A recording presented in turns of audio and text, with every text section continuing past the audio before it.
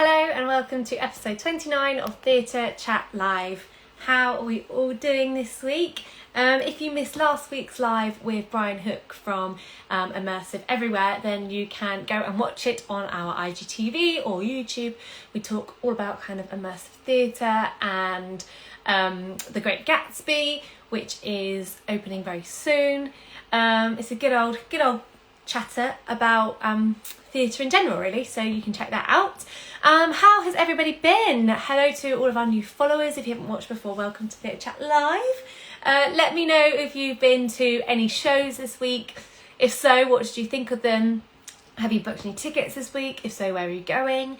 Want to say a huge congratulations to anyone who got their A-level results, or, you know, I'm thinking of you. A-level results are a funny one. I mean, I didn't go to uni, and I'm still working on a pretty cool job, so I like to stand by that. But well done, whatever you got. You've had a hard year, so well done for getting through it. Today, some news for today is we are now officially selling Frozen on Official London Theatre, which is so exciting. So if you would like to get your tickets from Frozen, then you can get them on our website. We've also had some rehearsal photos of Back to the Future. They look very good. I love rehearsal photos. They always kind of make me even more intrigued, because very often it's everyone's in their own clothes, not in the costume, but you can just see them doing like some funny acting faces. And also we have got a Tell Us in 10 from Sam and Mark from CBBC. I fangirled a little bit when I saw that we had done a little interview with them, because they're great fun. So all that information can be found on our website at officiallondontheatre.com. Tonight I am going to be joined by Alex Phelps and Will Barton from When Darkness Falls, which is a play at the Park Theatre. And I'm also going to be speaking to Josephine Lee from Wonderville Magic Illusion. So I'm super excited about that. Let's see what you have been going to see, because I've seen some comments pop up. Hi, Luke. Hello, Roisin. Thanks for joining. Hi. Isa says, I went to see Hairspray. Loved it. Laura has booked 6 and Come From Away for tickets in December. Oh, yes. What a lovely little treat. That's 2 short shows there, isn't it? So, you know, you can get home early, go to the theatre, go watch a show, no interval, get home early, in bed. Perfect. Roisin saw 6, amazing. Be More Chill, weird, but really good. And Pretty Women, which I would highly recommend. Yes, Be More Chill is pretty crazy, but it is amazing. Luke is going to see the UK tour of Blood Brothers, and I'm very excited. It's my dream. Oh, fantastic. You're going to have such an awesome time. Blood Brothers is a good one, emotional one. Laura has booked 6 and Come From Away. Oh, I've already read that one out, haven't I? I was going to say, wow, they've booked the same tickets as someone else.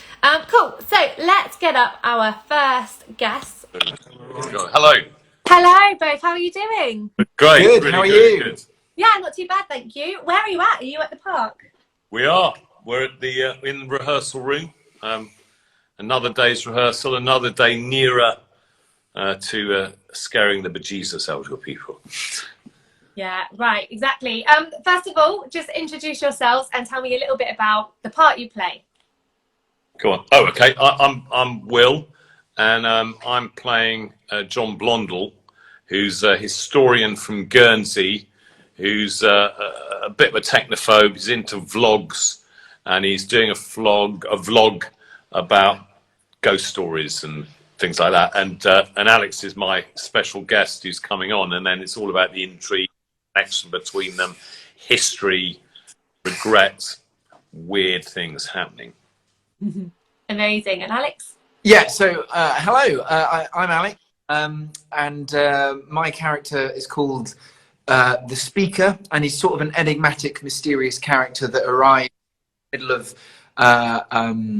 of John's office to deliver 5 stories that have been written by him that he needs to tell. And we don't want to give too much away because there's so many lovely things that happen within it, but it's a real evening of suspense, of hopefully fright, and a really lovely journey for everyone to come on with us. And some humour. There's definitely a bit of humour in there. Yeah. Yeah.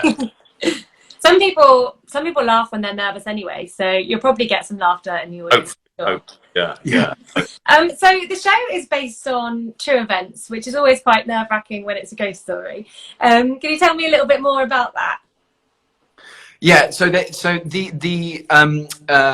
true events are all based on folklore that have come out of the island of Guernsey. So the island and the islands that surround it are really ancient, and they have these really mythical folklorish tales that have been being told for years and years and years, but they're true beliefs that are held by the people that live there. We incorporate them into our story, and it's kind of like a really lovely mixture of history and fiction all coming together to yeah, create. there's the Nazis' occupation of Guernsey comes into it. There's seamen, sailors who are talking about how they can tell when it's going to be rough out there and who takes notice of what they say, whether they're right. The Great Storm of 1987, a true historical event, which I remember. I remember the trees across the road. It was roofs were ripped off, buildings. It was unbelievable. So that is a part of the story. Definitely, that's part of the story. Yeah, it's a lovely blend of fiction and history all coming together. Yeah. Awesome. And you're in rehearsals now. How have rehearsals been so far? Crikey. Well, we've got a lot of rewrite. With new plays, you always get rewrites. They're always the most frightening things to do because, if you're doing an Eightborn or, a Stoppard or something, the play's there, it's written. With this, it's like, the director will have Paul will have a great idea and he's, I'm just going to go and rewrite something. So we've got a week to go and he's brought 2 new scenes to us today. So I've rewritten this. Thanks, Paul. Cheers, mate. And then so it'd be part of the whole horror of the thing. It'll help me be horrified as I'm there going, this new thing, help, which is good. It'll be exciting. It'll be Yeah, it's going well. I mean, the main thing is it's how lovely to be actually in a rehearsal room with something that will be going on in front of a live audience. It will be. It is really good. It's being tightened up, changed all the time, just adapted to make the story really clear and leave people no doubt about what's happening. Absolutely, that's what rehearsals are for, isn't it? Exactly. Cool. How do you, as there's only kind of 2 of you in the show, how do you make sure that the play is pretty tense for people watching it? We're really lucky in the sense that we have a wonderful magician called John Bullied, who is the consultant for Harry Potter and the Cursed Child, has done all the illusions on that. He's worked on Doctor Who, and he's currently working with the RSC, and he's got such an incredible mind, and we'll have an idea and say, can we make this happen? And he will always say yes and try to find a way to make it happen. So the lovely thing is that the moments of suspense are in the writing, and it hopefully is paid off by a lovely illusion or trick that happens right in front of the audience's eyes. That people vanishing, things moving unexpectedly. And the lovely thing is about the park is that because it's quite an intimate space, there really is no a way to escape it. Hopefully people will walk away going, how on earth have they done that? Or hopefully. Yeah. I did see, actually, Alex, and I was doing a little Instagram stalk, so I like to do that before I watch. You actually do some magic yourself, so how cool is it? Like, I'm sure that's probably part of being in your role is performing magic.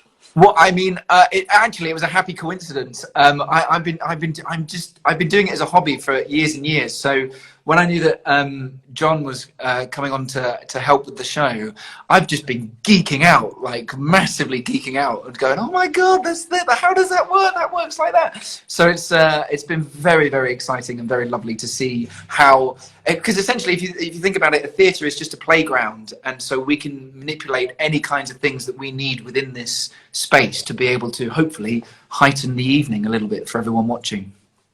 Definitely. One question I always like to ask people who are kind of performing in a spooky story or show, do you ever kind of get spooked out yourself? I do. I do. You do? Yeah, he's very jumpy, which he's one making me jump in the in real life. Yeah, weirdly, I mean, I'm a complete, cynic. I don't believe in ghosts. I don't believe in God. I don't believe in anything. I believe we're here. Goodbye. That's it at the end. However, sometimes in my little pad in Brighton, I think, I just want to check there's no one in the cupboard. So I go to bed, I sort of check, is there anyone in the cupboard? I know they're not. I've locked the door. There's no one in the cupboard. But sometimes I can't go to sleep, so I think I'll just check if there's no one in the cupboard. I'm all right and go to sleep now. But that's about it for me. I'm terrified. I can't watch scary films or anything to do with ghosts or anything. They really freak me out. So this has been a whole world of therapy. Yeah. I love that. Yeah, I'm awful with anything scary. And again, I definitely go and I always check behind my shower curtain at night time. Yeah. Like someone's going to have popped up from the plug, which I definitely haven't.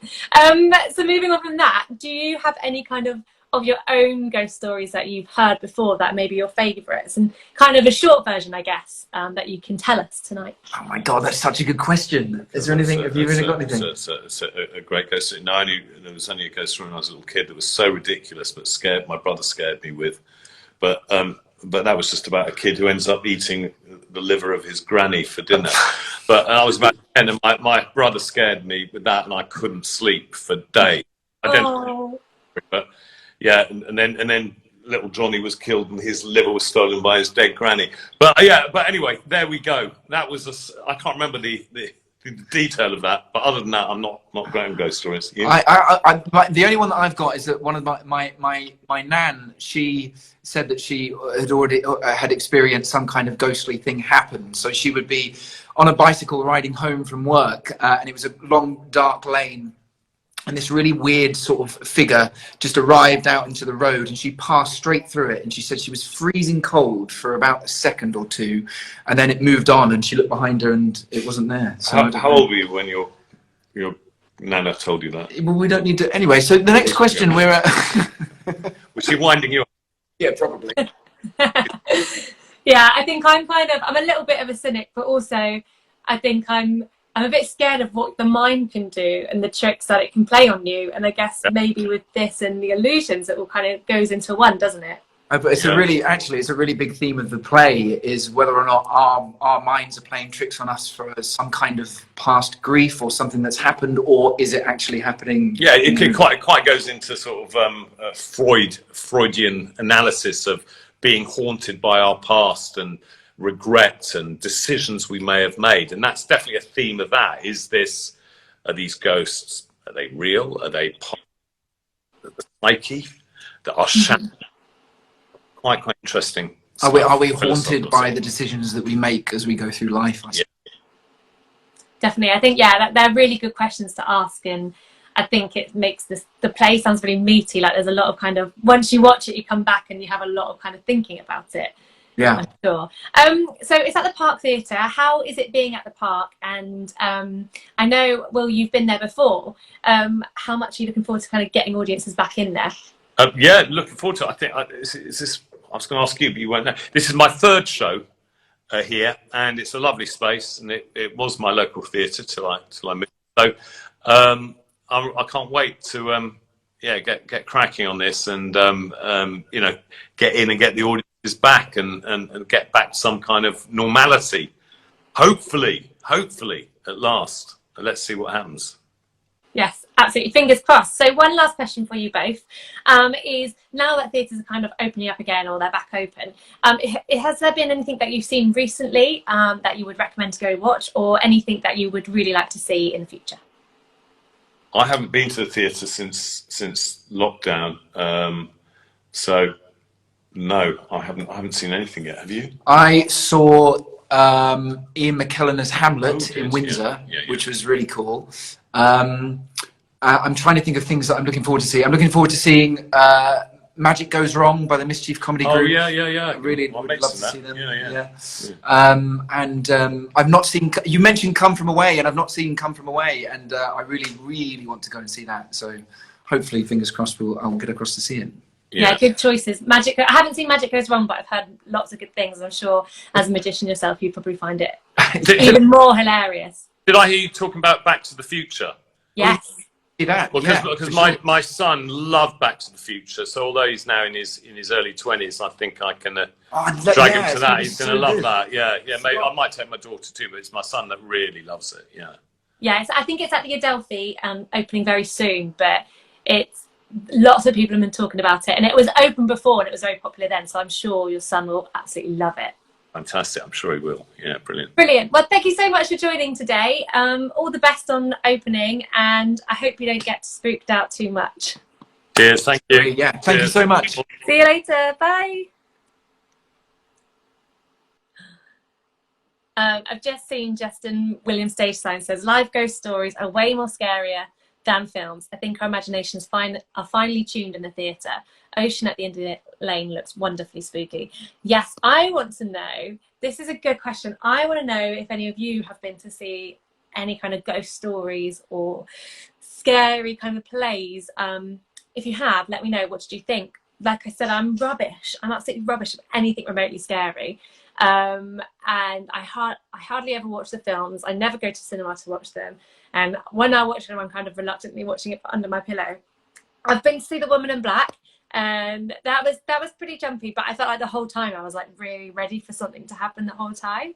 So it'd be interesting to know if you prefer watching it either on film or if you prefer watching it in person in the theatre. I guess in the theatre you might feel a bit more vulnerable because you've got other people around you, people that you don't know, and there's lots of, I think in theatre, there's lots of people that can walk around, whereas sometimes when I'm in my house, I normally just kind of like shut the door, close the curtains, reluctantly watch a scary film, and then turn all the lights on as soon as I can, and then watch something funny afterwards because I'll probably get nightmares. Fabio Richard says, I've seen The Woman in Black before, fabulous show. But when it was a really quiet bit, you can hear people's rustling of sweet wrappers. Oh no! But overall, Defo Live Theatre is better. Yeah, and there's definitely a bit in Woman in Black which I feel like made everybody in the theatre jump because it's not always visual. It's not always visual. Just gonna leave that there. Anyway, so let's move on to our next guest. I feel like there's a bit of an illusionist magic theme today, which has worked out pretty well. Let's get Josephine on our interview. So you might recognise Josephine from Britain's Got Talent, but she's also currently featuring in Wonderville at the Palace Theatre. Hello, Josephine, how are you doing? Hi, I'm good, thank you. How are you? Yeah, not too bad, Good. Amazing. So you are the world's leading female illusionist. First of all, let's start from the beginning. Where did your journey begin? My journey began a very long time ago. I was about 18, so a while ago now. And I was a dancer in a magic show. And then one assistant injured herself and they needed someone to step in, and I stepped in. And I absolutely just fell in love with it. It was the reactions that you get from magic are slightly different to ones that you get as a dancer on stage. They're more of a, you kind of shock and wow people. So after that little taster of magic and the reactions, dancing took a bit of a back seat. And then I ended up doing magic on my own. So it started a long time ago, and yeah, now I've made a career out of it. So it's been a really exciting journey.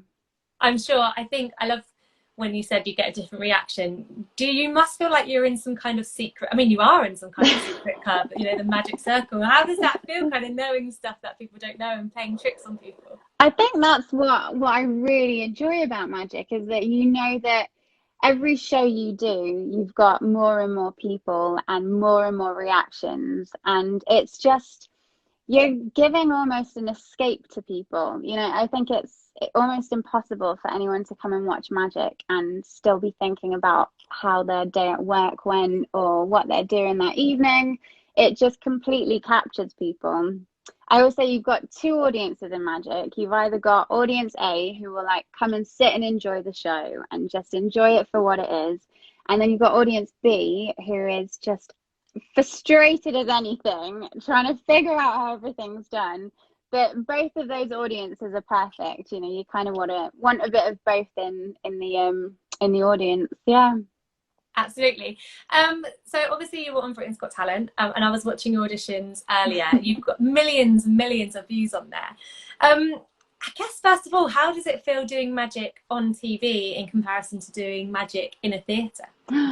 I don't think anything will ever compare to live theatre. I think especially after last year, I think everyone can say, you know, nothing replaces live theatre. I mean, TV is great, and especially when you work in this industry, TV is great for exposure, you know, to get your name out there and to get the jobs and to get booked. But being in front of an audience and being able to connect with an audience, that's not something that you will ever be able to do virtually or, you know, on TV.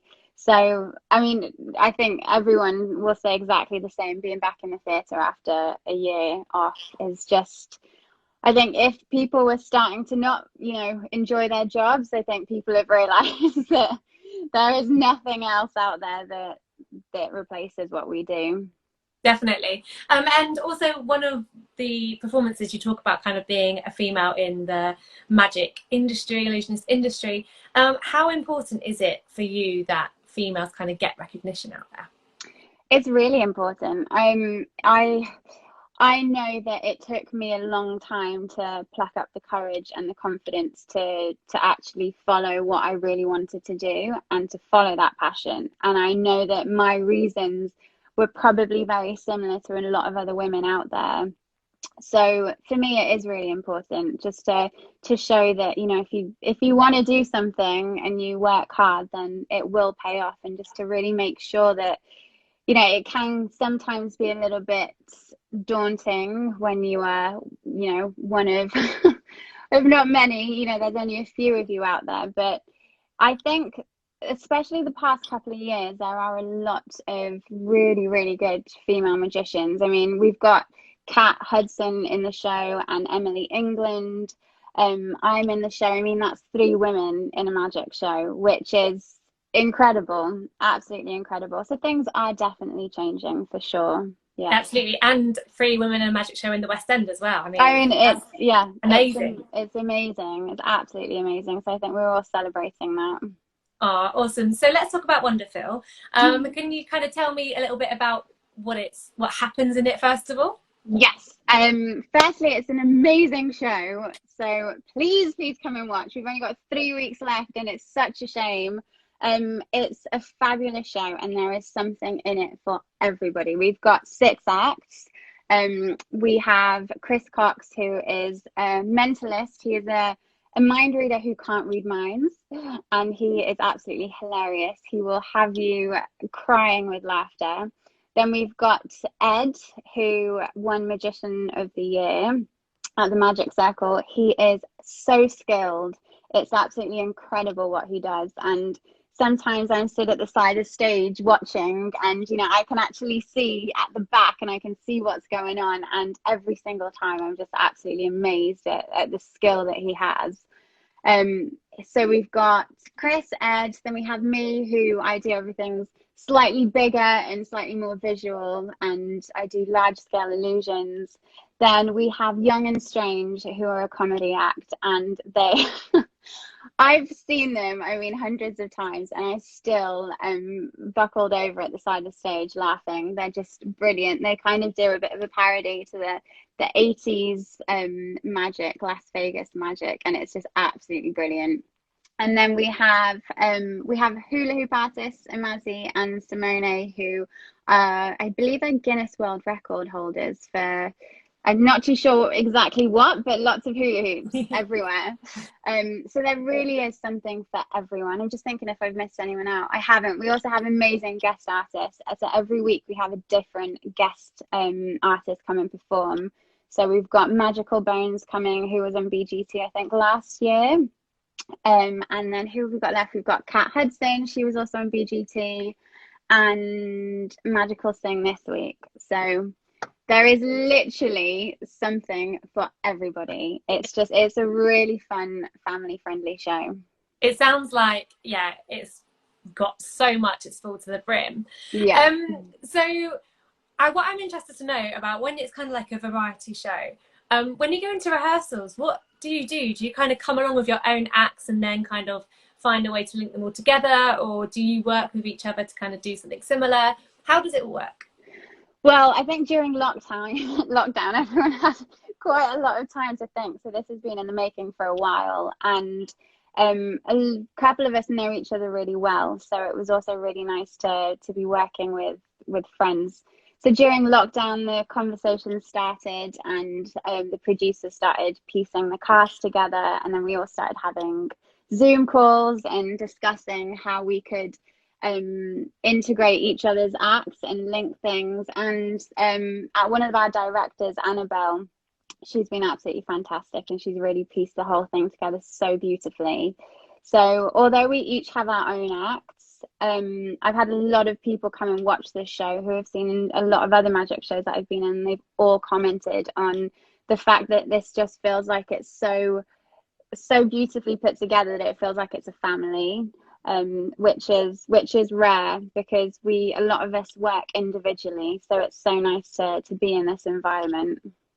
Absolutely. And where do kind of ideas for tricks yourself come from? Do you kind of look around at what other people are doing, or do you sometimes just be like, oh, wouldn't it be cool if I could do this?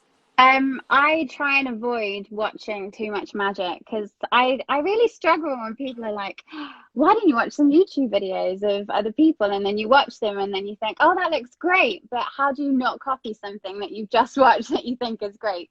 So I try and find my inspiration a lot from dancing, a lot of movies, Disney movies. Oh my God, amazing for magic. Like, you know, there's a carpet flying, great. You know, it's all in the Disney movies. One of my acts was based on Maleficent. So great inspiration there. But yeah, I try and find inspiration anywhere but magic. Yeah, that totally makes sense. Yeah, well, a lot of people are like, really? But to me, it makes sense. I think that's nice though, isn't it? I mean, with any kind of art, you always kind of pick up bits and pieces there. But yeah, like you say, using Disney, it's kind of those recognizable things. And there's always something different about seeing something happening in real life than seeing it as a cartoon. So yeah, absolutely, why not take your inspiration from somewhere like that? How does it feel being in the Palace Theatre and being in the West End and actually being back on stage with an audience? You have no idea. It's been incredible. I think none of us, I mean, we've all been, you know, itching to get back on stage, but once you're actually there, and especially the first night, you know, we've been in rehearsals and we've had a bit of a bump in the road with COVID, so we had a bit of a setback. And then that first night, I mean, there were a lot of us in tears, just overwhelmed. It was brilliant. Lovely. My manager went to go see it, and she said it was incredible. I feel like there was, is there any kind of like audience participation? I think maybe Chris gets you to write some things down. There's a lot of audience participation, yes, there is. It's all safe though.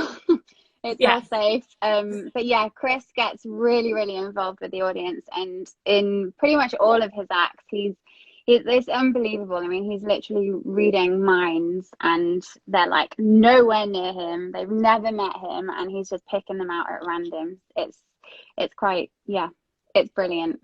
Sounds extraordinary. Amazing. One last question for you is, are there any shows that you've seen recently or anything that you are excited to see in the future? I'm really excited to see a lot. I cannot wait to watch. There's so much, because I've been away for the past like 5 years out of London, so I've come back and I'm like, everything's new. Cannot wait to see Six. Jamie, I've still not seen, and Come From Afar. Everything. I'm literally waiting for the run to finish, and then I'm just gonna go and sit in between everybody, and I'm just gonna watch everything that I can. Amazing. Sounds like a good plan. Well, thank you so much for joining us. As you said, it's 3 more weeks for Wonderville, isn't it? 3 more weeks, yes. Please come. You will not regret it. Absolutely. It's also available on our Kids Week deal, which is running until the end of August, so you can get half-price tickets to go see it from our website. But all the best with the rest of the run, and look forward to seeing you again soon. Thank you so much. See you later. Bye. Bye. Fabry Richard says, I don't want to know how it's done. It's real magic, right? Exactly. She is. She's a real life magician. Dozy says, your magic is fire. Justin says, you were fantastic in Wonderville. And there's also friendly greetings from Switzerland. Hello, welcome to Theatre Chat Live. Perfect. So that is everything for today. A really nice kind of mixture of some magic illusion and some spooky little ghost stories out. Thank you so much for watching. As always, if you would like to enter our competition for Back on Stage, then you can win £200 in theatre tokens and a stay at a London hotel. This is actually ending at the end of August, so if you go to a show, make sure you take some photos, take a video, obviously not the performance of yourself in a theatre, and let us know how you found it. And as I mentioned earlier, we also, Kids Week, we still have tickets available for Kids Week, so if you would like to go and see a show, kids 17 and under can go and see a show, half price tickets for families. So there's lots to see, there's lots to do, and I'll be here back next week. Next week is actually my birthday, fun fact, and I'm going to be speaking to Charlie Stemp from Mary Poppins, so really looking forward to it. I'll see you all later. Bye.